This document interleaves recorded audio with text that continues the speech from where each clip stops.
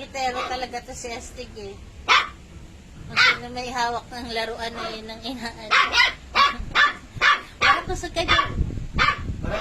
Busog ka, Barak. Yan. Ayun na yung laruan. Nauna ka ni Lips. Lumingon ka kasi. Hindi ako nakipag-agawa kay Lips. Lumingon ka kasi. Nauna ka tuloy ni Lips. Tignan mo?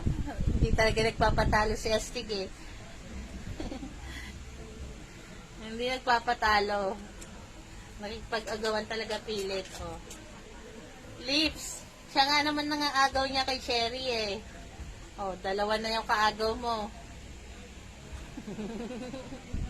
Dalawa na yung kaagaw niya. Oh, hindi pa rin nagpapatalo yan. Oh.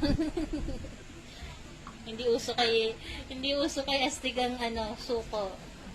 Hindi niya lang abot eh. Oh. Galit. Sabi niya, bahala na kayo dyan. Nagbago isip.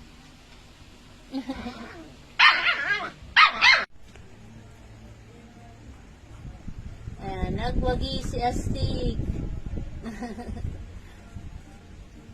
Ayan, laro-laro na siya.